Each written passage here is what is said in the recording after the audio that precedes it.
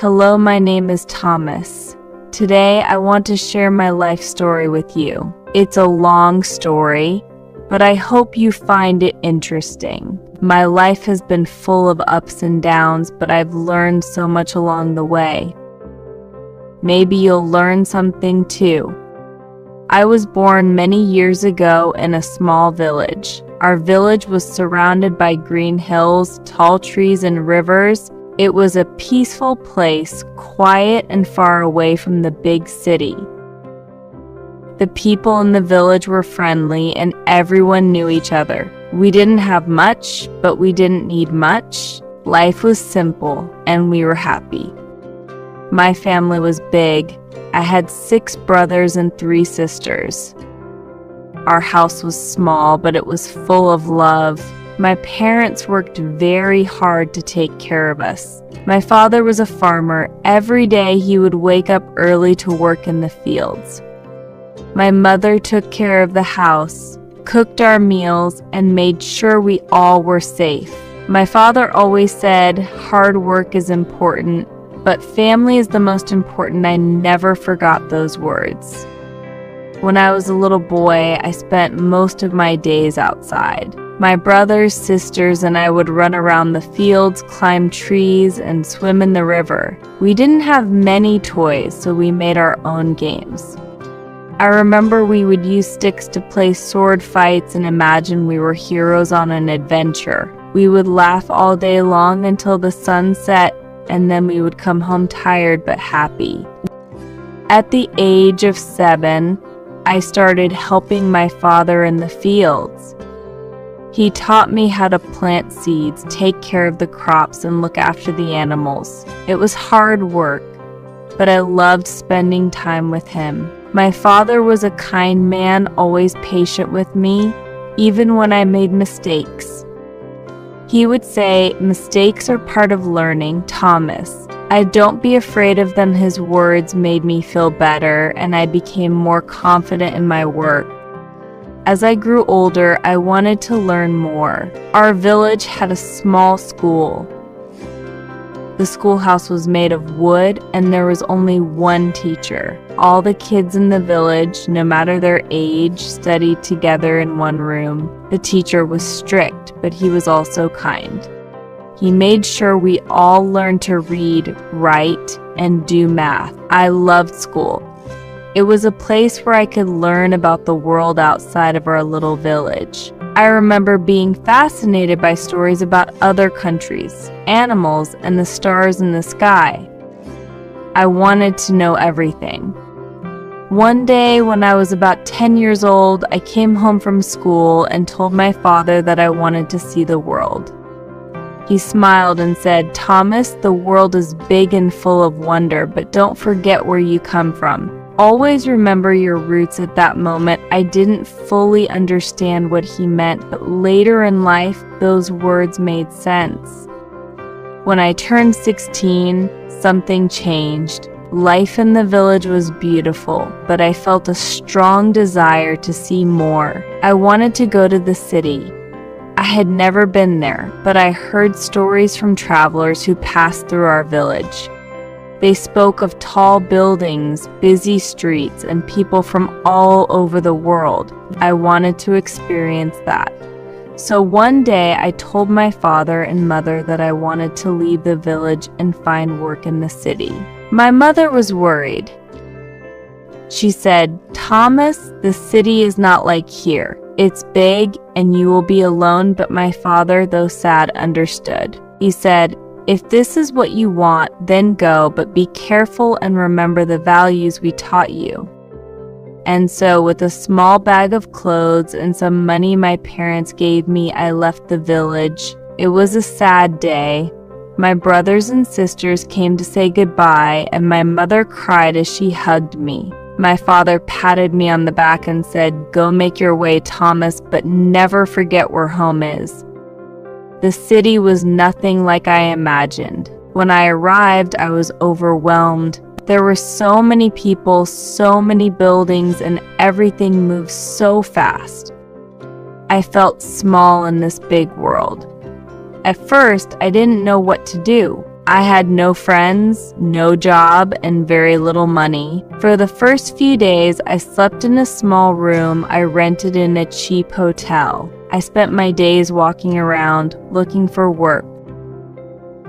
Finally, I found a job in a small store. The owner, Mr. Johnson, needed someone to help with deliveries. It wasn't a fancy job, but it was a start. I would carry boxes and deliver packages all over the city. I walked for hours every day, learning the streets and meeting new people. It was tiring work, but I was happy.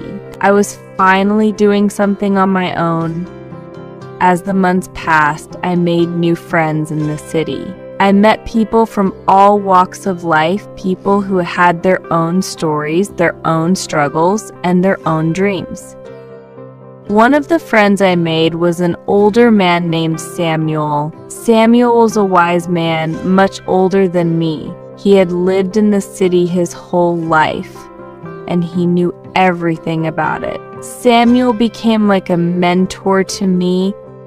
He would often tell me stories about the challenges he had faced and the lessons he had learned. One day, he told me, "Thomas, success is not about how fast you reach your goal. It's about staying true to yourself and not giving up, no matter how hard it gets."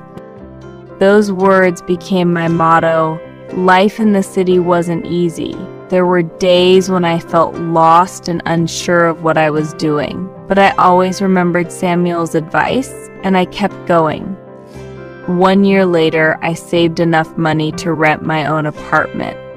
It wasn't big or fancy, but it was mine. I felt proud of myself. I had come to the city with nothing, and now I was building a life. But I wasn't satisfied yet. I wanted more. I wanted to build something lasting, something that would make my family proud. So I decided to start my own business. It was a risky move, and I was scared. But I believed in myself, and I was ready to work hard. I opened a small shop in the city center, selling tools and supplies to people who worked in construction. At first, business was slow.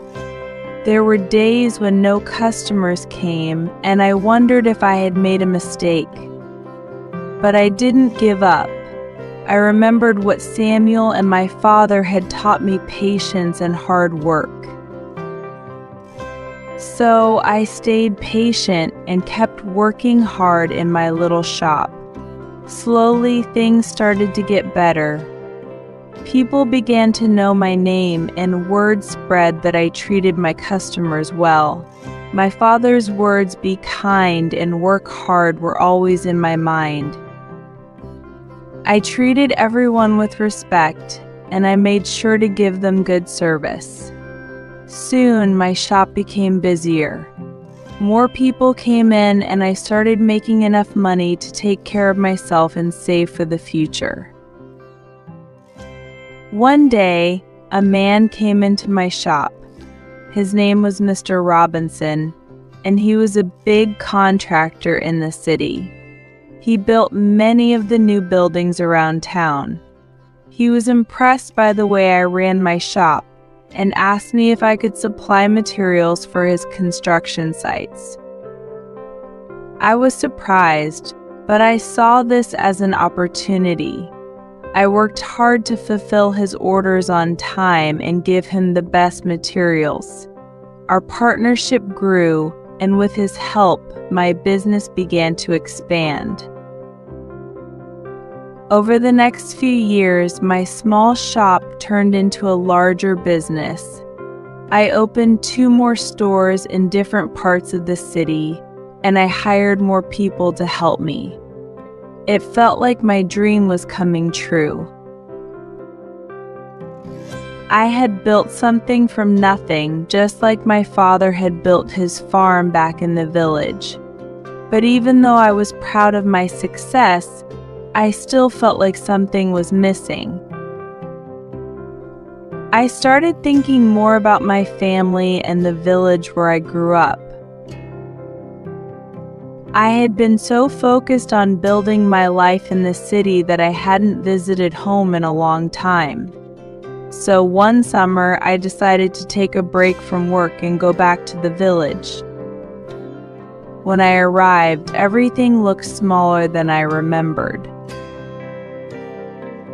The fields weren't as big, and the houses weren't as tall. But the people were the same, warm, kind, and always welcoming.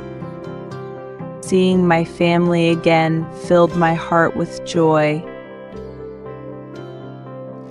My father had grown older, and my mother had more wrinkles on her face, but their smiles were just as bright. My brothers and sisters had started their own families, and the house was full of children running around just like when I was young. My father took me for a walk around the village. We talked about life, work, and everything I had done in the city. I told him about my business, my success, and the challenges I had faced. He listened quietly, and when I was done, he smiled and said, "I'm proud of you, Thomas. You've done well. But remember, life is not just about work. It's about finding balance, about taking care of the people you love." Those words stayed with me. I realized that while I had worked hard to build my business, I had forgotten to take time for the people who mattered most, my family. I decided that from then on, I would visit home more often, spend time with my parents, and not let work take over my life. After that visit, I went back to the city with a new perspective. I continued to grow my business, but I also made time for other things. I started volunteering at a local charity that helped young people find jobs. I shared my story with them, hoping to inspire them to keep going, no matter how hard life got. I told them the same thing Samuel had told me years ago: success is not about how fast you reach your goal. It's about staying true to yourself and never giving up. As time passed, I met a woman named Emma. She was kind, intelligent, and had a warm heart. We started spending more time together, and before long, we fell in love. Emma became my partner not just in life but also in business. She had many great ideas that helped the company grow even more. But more importantly, she reminded me to enjoy the little moments in life. We got married, and soon after we had our first child, a beautiful daughter named Lily. Becoming a father was one of the most wonderful experiences of my life. Holding Lily in my arms, I felt a new sense of responsibility and love that I had never known before. I wanted to give her the best life possible, but I also wanted to teach her the values my parents had taught me: hard work, kindness, and family. Over the years, Emma and I had 2 more children, a boy named Jack and another girl named Sophie. Our home was filled with laughter, love, and sometimes a bit of chaos, but it was perfect. As my children grew, I made sure to spend as much time with them as possible. I didn't want to make the same mistake I had made before, where work took over my life. We would go on family trips, play in the park, and have dinner together every night. I told them stories about my childhood in the village, about my journey to the city, and about the lessons I had learned along the way. I wanted them to know that life isn't always easy, but with hard work and a good heart, you can achieve anything. One day when I was in my 50s, I received a call from my brother. My father had passed away peacefully in his sleep. It was a sad day for all of us. I went back to the village for the funeral, and as I stood by his grave, I remembered all the things he had taught me. He had lived a simple life, but it was full of meaning. He had worked hard, loved his family, and treated everyone with kindness. I realized that in many ways he was the most successful man I had ever known. After the funeral, I stayed in the village for a few days. I walked through the fields where I had played as a child, visited the river where we used to swim, and sat on the porch of our old house. It felt good to be back. It reminded me of where I came from and how far I had come. When I returned to the city, I decided to slow down a bit. I had worked hard for many years, and now it was time to enjoy the life I had built. I spent more time with my family, traveled to places I had always wanted to see, and focused on giving back to the community. Now I'm much older and I sit here reflecting on my life. It has been a long and winding journey, full of challenges and successes.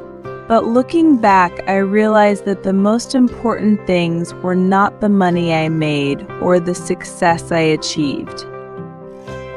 It was the people I loved, the kindness I showed, and the lessons I learned along the way. If there's one thing I've learned, it's this: life is not a race, it's a journey. Take your time, enjoy the little moments, and always be grateful for what you have. Success is not measured by how much you have, but by how much you give to others and how you live your life with purpose and love.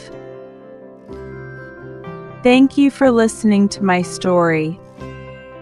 I hope it has inspired you in some way, and I hope you find your own path to happiness and success.